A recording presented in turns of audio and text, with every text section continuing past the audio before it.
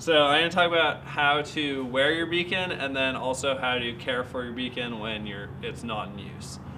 So generally you'll want to wear your beacon either in a pocket or in the harness that is included with the beacon. You want to wear it somewhere where it's easily accessible, but also where it can't, if you were to be caught in an avalanche, where it can't be ripped off by that avalanche. So you wouldn't want to wear it on the outside of your jacket or in your pack, for example. A good place to wear it would be right inside your jacket, like this. You also want to make sure it's 20 centimeters away from any electronics. So my phone is in my pocket here. So this is about 20 centimeters away. That way it'll prevent any potential interference from occurring. So another place you can store your beacon is in a pant pocket. A lot of snow pants have a built-in pocket that's designed for beacon storage. So the pocket will have a little tab like that you can clip the beacon into. And you also want to make sure that the pocket is sewn into the pants and not a cargo pocket on the outside of the pants. Yeah, so here's some examples of some beacons that you might see available for purchase. This is an older beacon, so a Tracker DTS. This is a pretty common beacon, but it's not sold anymore. This is a newer, improved version of that beacon, the Tracker 2, which is very common and a good, affordable beacon. These are some nicer beacons, like a Tracker 3, which is again an updated version of a Tracker 2, and then this is a Mammut Berry Vox. So these are going to have a bit more functionality and fancy features than either of these two beacons, but both of these two beacons have plenty of features to keep you safe in the backcountry. You want to store your beacon when it's not in use in a warm, dry place. You want to make sure to take the batteries out of your beacon, especially if you're not going to use it like over the summer for an extended period of time. This prevents any corrosion from leaking into the battery compartment of your beacon, which would ruin your beacon. Okay, so now I'm going to talk about what types of batteries we want to use in beacons. So all the beacons on the market right now are designed to be compatible with alkaline batteries. This is because the battery reading circuitry that's installed in these beacons depends on the voltage output curve of an alkaline battery so that you can get an accurate battery percentage reading from your beacon. You don't want to use rechargeable batteries in your beacon because they have they're more volatile, they have a lower lifespan, and they have a greater chance of being affected in cold weather. Some newer beacons, like this Mammut beacon, can be used with lithium batteries, and some other Peeps and Black Diamond beacons can be used with lithium batteries as well. What you'll want to do is check your owner's manual to make sure you're using the right type of batteries in your beacon. So now I'm going to talk about beacon interference. So BCA, Backcountry Access, recommends that you keep any possible source of interference at least 20 centimeters away from your beacon when you're in send mode, and 50 centimeters away from your beacon, or about an arm's length, when you're in search mode.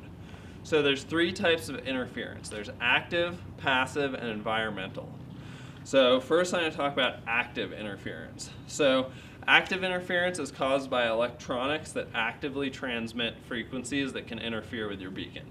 So examples of that include GPS devices, iPods, phones, radios, cameras, so GoPros, snowmobiles, snow bikes, the keyless entry fob on your car keys, any electronic device that's going to be emitting a frequency can interfere with your beacon. So that's classified as active interference. Passive interference comes from sources that would block or partially warp the signal that your beacon is sending. So that is mainly metal objects. So that can be anything from the blade of your shovel in your backpack to the aluminum foil wrap that's wrapped around your PB&J sandwich that day. Environmental interference is going to be any uncontrollable sources of interference. This includes like thunderstorms, underground power lines, above ground cell phone and power lines for ski lifts that run underground, anything like that that's part of the environment and not in your pack or on your person. And then here are a few key tactics to mitigate interference from your beacon. So turn off any unneeded electronics into airplane mode when you go out to tour. Store any electronics that you're not going to use at least 20 centimeters away from your beacon when you're touring, and 50 centimeters away from your beacon when you're in search mode. If you need to stop and take a photo, take out your phone from your pocket that's 20 centimeters away, take your photo and then put it back in your pocket 20 centimeters away from your beacon. Park your snowmobiles or snow bikes well away from the search zone if you're conducting a search. And then if you suspect any unavoidable interference, reduce your search strip radius to 30 meters when performing a signal search. Alright, so the next thing I'm going to talk about here is how do these beacons work. So a beacon is a device that sends out a frequency at 457 hertz radio signal. So it will, when your beacon is in send mode, it'll be sending that signal out, and then when your beacon is in search mode, it'll be trying to receive that signal from other beacons. So when your beacon sends that signal, it sends it in what's called these flux lines. So this red dot in the middle here would be your person that's buried in an avalanche, and their beacon is in send mode, and they're sending all these concentric flux lines out in both directions. And then your person that's in search mode is looking to pick up one of these flux lines from the person that is in send mode. So when you're in search mode, you start doing, if they had started their search up here and they were doing their grid pattern, they come down here and you've picked up a signal. So that signal isn't going to take you straight to the person that is buried. It's going to take you onto the nearest flux line. So this person is going and they're going to pick up this flux line, and it's going to take them around and then down to the person that's buried.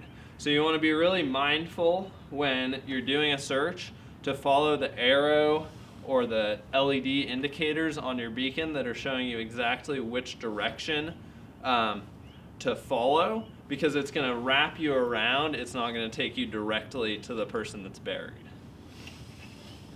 So moving on, newer beacons have 3 antennas, whereas older beacons, so 4 or 5 years ago, were built with 2 antennas. So the 2 antenna receivers are mounted perpendicular. So here's an example. You have one antenna here and one antenna here, and this is a circuit board from a Tracker 1, so this beacon. And these 2 antennas are both going to pick up the signal and compare that signal to each other to determine where exactly it's coming from.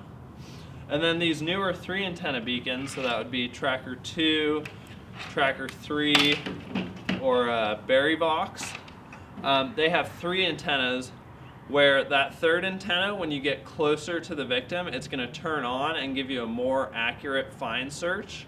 So one of the problems with a 2 antenna beacon is that sometimes when you get closer to that beacon that's the beacon signal, the reading will spike and give you some inaccurate readings, like saying a meter or 2 further away from where you had actually originally pinpointed it. So what that 3rd antenna does is it turns on when you get into that like 5 meter range, and it will compare. You'll have a 3rd reading to compare to, so you'll get a more accurate find search. So some beacons have some extra features such as flagging or SP mode that will assist you in a multi-burial situation. If you want to find out more information about this, you can check out the owner manual for your beacon, and there are a lot of resources on YouTube and other places around the web that I'm sure you'll be able to find.